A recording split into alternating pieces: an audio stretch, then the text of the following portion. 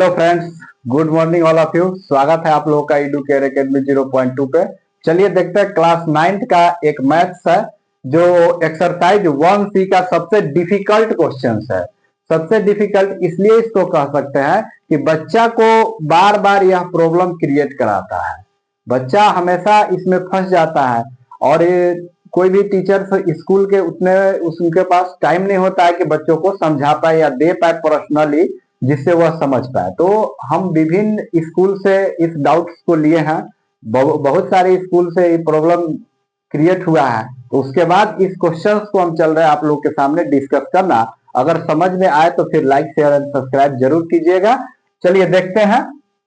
सबसे पहले मेरे पास एक क्वेश्चन है R S Agarwal exercise 1C का 17 नंबर क्वेश्चन कि 9 का पावर n इंटू 3 का पावर 2 इंटू 3 का पावर -n-2 n/2 का होल पावर में लिखा हुआ माइनस का 2 -27 का पावर n एंड अपॉन में क्या लिखा हुआ है कि 3 का पावर 3m इंटू 2 का पावर क्या लिखा हुआ है 3।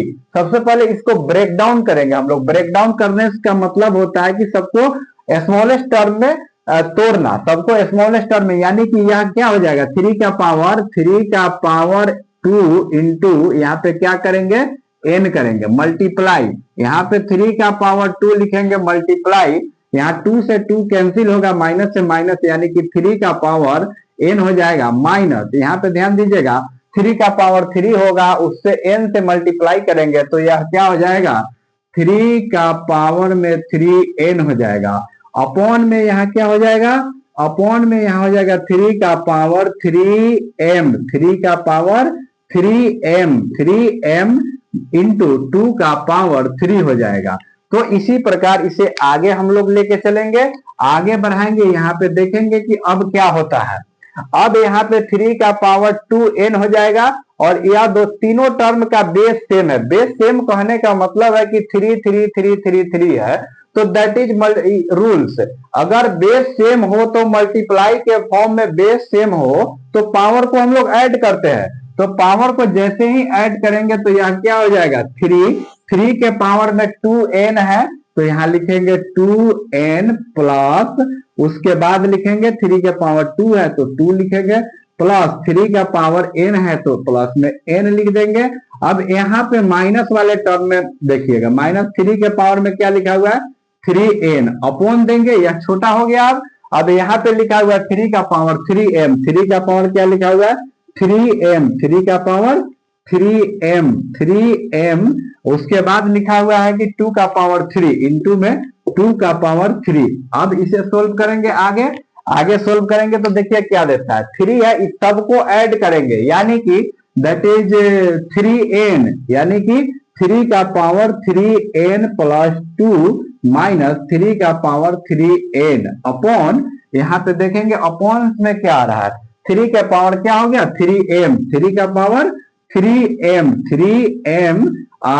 इंटू 2 का पावर 3 इक्वल टू 1/27। अब इसी टर्म्स को हम लोग नीचे लेके आएंगे कि यहाँ पे स्पेस कम होने के कारण इस तरीके से किया जा रहा है, यानी इस दोनों टर्म में से 3 कॉमन ले लेंगे।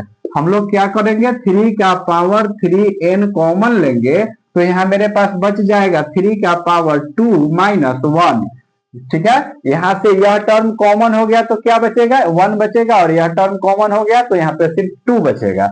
यानी कि अब देखेंगे अब नीचे वाले टर्म्स में क्या है 3 के पावर 3m है, 3 के पावर क्या है 3m इंटू 2 के पावर में 3 लगा हुआ है इक्वल टू 1/3 का पावर 3 लिख सकते हैं। और इसी टर्म को अब आगे बढ़ाएंगे हम लोग, इसी लाइन में आगे बढ़ाएंगे तो देखिए यहाँ पे तो 3 का पावर 3 लिख देंगे, 3 का पावर 3n लिखेंगे, 3 का पावर 3n, और उसके बाद इसका सॉल्यूशन करेंगे तो यहाँ पे आ जाएगा 8। इसके बाद यहाँ पे लिखेंगे यानी कि 3 के पावर 3m, 3 का पावर क्या है 3m इंटू 8 इक्वल टू, अब 1/3 का पावर क्या लिखेंगे 3। अब यहाँ 8 से 8 कैंसिल हो जाएगा। उसके बाद देखिए यहाँ पे क्या आता है नीचे में m लिखा हुआ है, इसको m लिखेंगे। अभी ऊपर जाएगा तो डिवाइड में बेस सेम हो तो पावर घटेगा, यानी कि इसका रूल होता है, यहाँ लिखेंगे 3 × 3n-3m इज इक्वल टू 3 का पावर -3। यह माइनस ऊपर जाएगा जब पावर तो क्या हो जाएगा, माइनस में लिखा जाएगा। अब इसके बाद यहाँ से 3 से 3 कैंसिल आउट होगा, यानी कि 3 कॉमन ले लीजिए, n-m इक्वल टू -3। अब यहाँ से भी कैंसिल आउट होगा, यानी कि n-m equal to -1। Hence proved, यही तो हम लोग को प्रूव करना था, हैंस प्रूव्ड। ठीक है।